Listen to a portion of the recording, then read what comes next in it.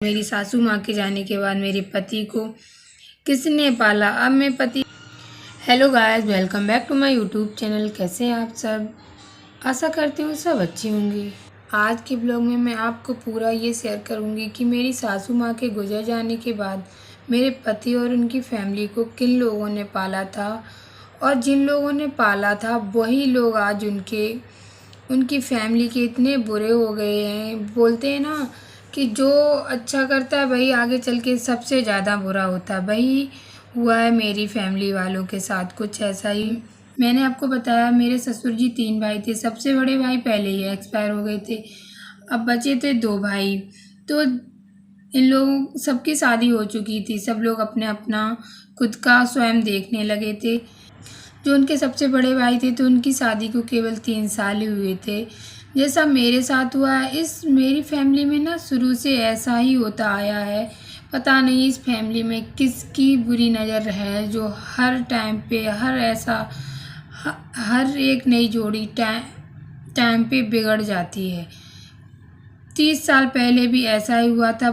मेरे ससुर जी की भी जोड़ी बिगड़ गई थी और उनके बड़े भाई की भी। उनकी शादी को सिर्फ 3 साल हुए थे और वो किसी कारणवश एक्सपायर हो गए थे।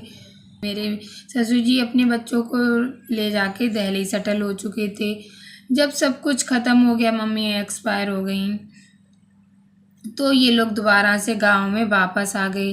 तब मेरे ससुर जी गांव में रहने लगे आके। ऐसा सब कुछ हो गया। तब कुछ टाइम तक वो गांव में रहे। गांव में अब नहीं हुआ ऐसा, सब कुछ नहीं सेटल हो पाया, बच्चे नहीं रह पाए, नहीं उनकी देखभाल हो पाई। तो उन्होंने सोचा बाहर ले जाके बाहर पढ़ाएंगे। फिर से उन्होंने सोचा बाहर बच्चों को पढ़ाएंगे। फिर वो मैनपुरी में ही आके बच्चों को रेंट पे रखने लगे थे। मैं आपको बता दूं, मेरी दीदी के ससुर जी और मेरे ससुर जी रियल ब्रदर हैं। रियल ब्रदर हैं। तो उनके ससुर भी पहले से ही तभी उसी टाइम पे वो भी 1-2 महीने पहले आए थे मैनपुरी में रहने के लिए। और 1-2 महीने बाद मेरे ससुर जी भी अपने बच्चों को लेकर, और जिया रहती थी उन बच्चों के साथ। तो जिया और मेरे ससुर जी भी अपने बच्चों को लेके रेंट पे रूम लेके रहने लगे बच्चों को पढ़ाने की खातिर, क्योंकि वो कभी कभी उन्हें साइड पे भी जाना पड़ता था।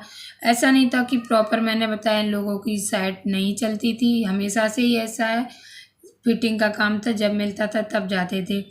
तो ये लोग मैनपुरी में आके सेटल हो गए, किराए पे रेंट पे रहने लगे।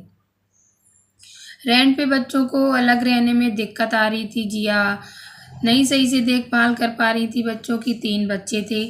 तो फिर मेरे जो दीदी के ससुर हैं, उन्होंने उनकी सासू माँ, दीदी की सासू माँ ने दीदी के ससुर जो मेरे चाचा चाची लगते हैं, उन लोगों ने सोचा क्यों ना बच्चों को अपने पास रख लें और जॉइंट फैमिली की तरह एक ही घर में अच्छी तरीके से रहने लगे। फिर कुछ टाइम के अंदर ही इन लोगों ने एक जॉइंट फैमिली में रहने लगे, एक साथ रहने लगे। उन लोगों ने कहा बच्चों को हम पालेंगे, अपनी तरीके से रखेंगे, अपनों की तरह रखेंगे जैसे अपने बच्चे रहते हैं। और उसी तरीके से उन लोगों ने पाला भी, उन लोगों को पढ़ाया भी। जैसे अपने बच्चे रखते थे वैसे ही मेरे हस्बैंड थे, इन लोगों को भी उन लोगों को भी इसी तरीके से रखते थे जैसे वो अपने बच्चों को रखते थे। मेरे ससुर जी के 3 बच्चे थे। 3 बच्चे ही मेरी दीदी के ससुर के भी थे। तो ये 3 भाई बहन और 3 वो लोग भाई बहन थे। 3 जॉइंट फैमिली में मिलके 6 भाई बहन हो गए थे। उन दीदी के सास ससुर जो मेरे चाचा चाची लगते हैं, उन लोगों ने कभी भी ऐसा फील नहीं होने दिया बच्चों को कि इनकी माँ नहीं है। जैसे अपनों बच्चों के साथ बिहेव करते थे वैसे ही इन लोगों के साथ बिहेव करते थे। ऐसा मेरे पति मुझे बताते थे। इसी वजह से मुझे पता है। अगर वो मुझे ऐसा सब कुछ नहीं, जो जैसा बताते तो मुझे वैसा ही पता होता, क्योंकि जो सामने जो होगा नहीं, जिसको जो जैसा बताएगा उसको वैसा ही पता होगा। मेरे जो हस्बैंड थे वो मुझे इस तरीके से ही बताते थे कि कभी भी मेरे चाचा जी ने, मेरी चाची जी ने मुझे ये फील नहीं होने दिया कि मेरी माँ नहीं है। मुझे अच्छे से रखा, जैसे अपने बच्चों को रखा। जिस तरीके से बच्चों के साथ उन लोगों के साथ रिएक्ट किया गया वैसे ही इन लोगों के साथ। कहने का मतलब ये है कि कभी भी 6 बच्चे मिलकर हो गए थे, उन लोगों में ये भेदभाव नहीं हुआ कि ये दूसरे माँ बाप के बच्चे हैं और ये अपने अपने बच्चे हैं। उन लोगों के साथ ये बिहेव कभी नहीं किया गया, अच्छे से रखा गया। और इसलिए मैं ये आप सबको बता रही हूँ क्योंकि अब आके जो लोग मैंने बताया, मैं किसी का नाम नहीं लूँगी, कुछ लोग अब आके बोलते हैं, पहले कुछ नहीं बोलते थे ऐसा कुछ भी, अब बोलते हैं कुछ लोग कि बहुत गलत किया गया मेरे साथ बहुत गलत किया गया। जब इन 6 भाई बहनों में सबसे बड़े मेरी जो दीदी के साथ उनकी शादी हुई वो मेरे जीजा जी थे। सबसे पहले मेरे जीजा जी की शादी हुई, उसके बाद उनसे एक और छोटे हैं उनकी शादी हुई, जो मैंने आपको दिखाया था वो मेरी जेठानी लगती हैं। और तीनों लोगों की फ़ोटो मैं आपको अभी इसके साथ शेयर कर दूँगी। ये तीनों भाई थे, ये तीनों भाई ऐसे रहते थे, किसी को ये नहीं पता चलता था कि ये एक माँ के हैं या फिर अलग अलग माँ के बच्चे हैं। वैसे किसी को रिएक्ट से ऐसा नहीं लगता था कि ये लोग अलग अलग माँ बाप के बच्चे हैं और ये अलग माँ के हैं, ऐसा किसी को भी नहीं पता चलता था। जब ये लोग शादी लायक हो गए तो सबसे पहले मैंने बताया मेरी जीजा जी की शादी हुई थी मेरी दीदी से, उसके बाद इनके छोटे भाई की, फिर इनका नंबर था, फिर ये थे बड़े, मतलब नंबर हिसाब से शादी भी हुई थी, किसके बाद किसके नंबर के बाद कौन है। फिर इनका नंबर आया, उनसे मेरी शादी हुई थी। पहले ये लोग शुरू में जब गांव से आए थे तब ये लोग रेंट पे रहते थे, फिर धीरे धीरे इन लोगों ने अपना मकान बना लिया। मेरे ससुर जी का मकान ये था और मैंने जो दिखाया वो मेरी दीदी का घर, मैं आपको कभी कभी ब्लॉग में दिखा देती हूँ सच से, वो मेरी दीदी का घर है, मतलब मेरे चाचा ससुर जी का घर है वो। ये वाला मकान था जो मेरा घर था, ये मेरी शादी से पहले किराए पे रहता था और रहते सब लोग मैंने बताया साथ में ही थे। जब हमारी शादी होगी तो मेरे ससुर जी के मन में आया कि हाँ अब हम लोग अपने अलग सेटल हो जाएं। तो फिर मेरी शादी के कुछ दिन बाद 6-7 महीने बाद हम लोग अलग रहने लगे, आके अपने मकान में रहने लगे आके।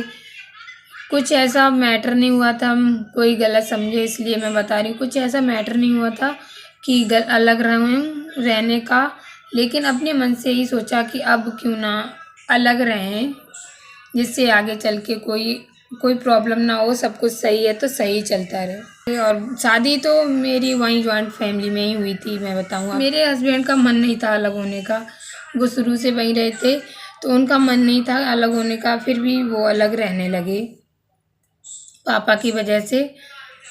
हम लोग फिर अलग ज़रूर रहने लगे, लेकिन मेरे हस्बैंड ने कभी भी ऐसा कोई काम नहीं किया जो चाचा जी से और चाची जी से बिना राय के काम किया हो। हर कोई काम उनकी राय से ही करते थे और हमें भी यही शिक्षा देते थे कि कोई भी काम बिना ऐसा नहीं करना कि लोग मुँह पे ये कह पाएँ कि हमने पाला या फिर इन लोगों ने पाला।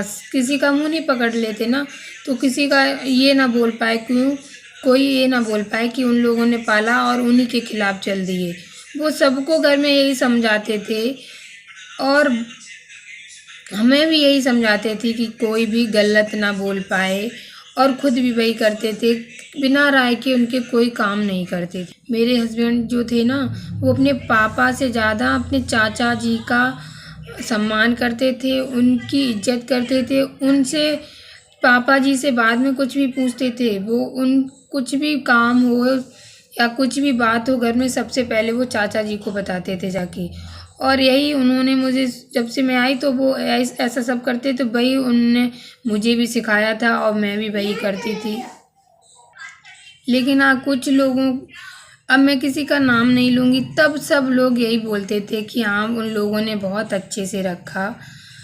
अब वही कुछ लोग जो उनके खिलाफ चले गए हैं, जो हमारे और मेरे पति के खिलाफ चले गए थे, वही लोग अब बोलने लगे हैं कि ये लोग बहुत गलत चाहते थे, इन लोगों ने बहुत गलत किया। समझदार के लिए सारा ही काफ़ी है, मैं किसी का कुछ ज़्यादा नहीं बोलूँगी। आज के ब्लॉग में बस मैं यही बताना चाह रही थी कि मेरी मम्मी के जाने के बाद, मेरी सासू माँ के जाने के बाद मेरे पति को किसने पाला। अब मैं पति के अलावा किसी की कोई बात नहीं करती, ना मैं किसी का नाम लूँगी, क्योंकि जिससे मुझे मतलब नहीं है तो उसके रास्ते में जाना भी क्या मतलब, उसके बात भी क्या क्या करें, उससे क्या मतलब है।